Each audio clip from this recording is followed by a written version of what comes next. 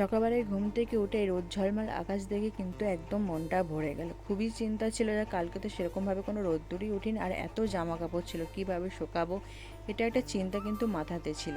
তো যাই হোক, দেখে কিন্তু মনটা খুবই ভালো লাগলো। মেয়েকে সকাল সকাল স্কুল পাঠিয়ে দিয়েছি, আর এদিকে দেখো পাপুকে দিয়ে দিয়েছি খেতে, কারণ ওর খিদে পেয়ে গিয়েছিল। সকালবেলা একটুখানি মুড়ি খাওয়ার জন্য কুমড়ো আলুর তরকারি বানিয়েছিলাম। দিদি তো না খেয়ে দৌড়ে চলে গেল নার্সিংহোমে, কারণ নার্সিংহোম থেকে ফোন এসেছিলো, সেই জন্য দিদি দৌড়ে চলে গেছিলো। তো যাই হোক, আজকে কিন্তু দাদাকে 8 দিন পর কিন্তু ছুটি দেওয়া হবে। তো যাই হোক, ঘরের ছেলে ঘরে ফিরবে, এটা কিন্তু খুবই একটা আনন্দের বিষয়। তো যাই হোক, এখন পর্যন্ত আমি কিন্তু স্নান করিনি, বাড়িতে টুকিটাকি কাজ ছিল, কারণ বাড়িতে এখন মানে কি বলবো, অনুষ্ঠান এখন তো প্রচুর পরিমাণে কাজ থাকে, সবাই জানো অনুষ্ঠান হলে কি হয়। তো দিদি খেয়ে যাবে, সেই জন্য সকাল সকাল মা দেখো রান্নাও কিন্তু বসিয়ে দিয়েছে। রান্নাটা একটুখানি মানে আমি দেখছিলাম, আর মা কিন্তু একটুখানি খেতে বসেছিল।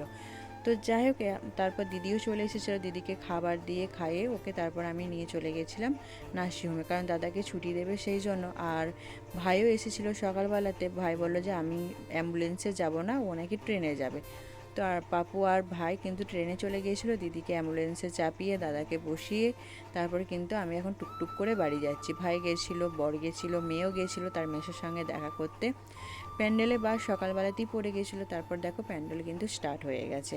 তো কেন হচ্ছে অবশ্যই তোমাদেরকে জানাবো। তো চলো, কেমন লাগলো অবশ্যই কিন্তু কমেন্ট করে জানিও। টাটা।